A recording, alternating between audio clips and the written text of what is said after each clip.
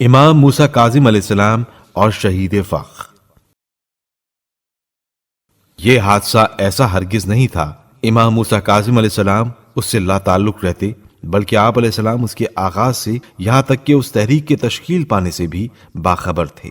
حسین ابن علی حسنی شہید فخ کے ساتھ رابطے میں بھی تھے، اگرچہ امام علیہ السلام نے اس مسلح تحریک کی شکست کی پیش گوئی بھی فرمائی تھی۔ جب امام علیہ السلام نے یہ محسوس کیا کہ خود حسین ابن علی حسنی قیام کا مصمم ارادہ رکھتے ہیں، تو آپ علیہ السلام نے ان سے فرمایا، اگرچہ آپ شہید کیے جائیں گے پھر بھی جہاد اور مقابلہ کرتے رہیے۔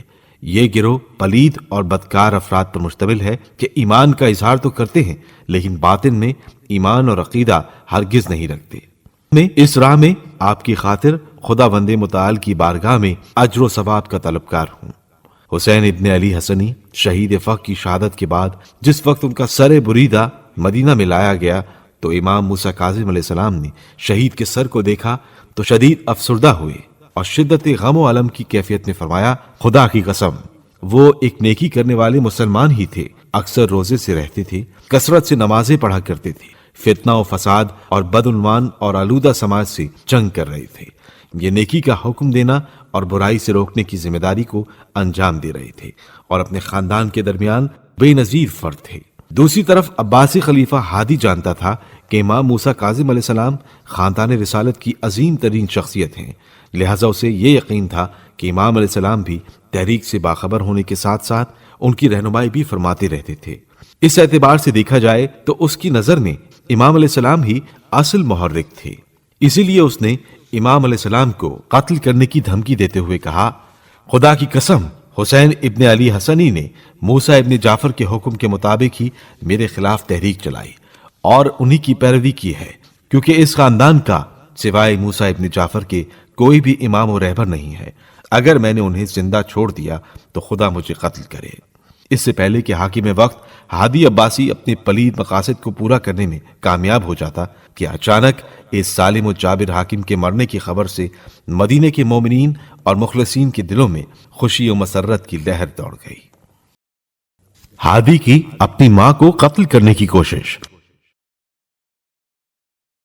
ہادی اپنے دادا منصور کی طرح بڑا ظالم و سفاک اور حد درجہ بے باک آدمی تھا۔ جب اسے غصہ آتا تھا بھلے برے کی تمیز باقی نہ رہتی تھی، ذرا سی شعبے پر مار ڈالنا اس کی عادت تھی۔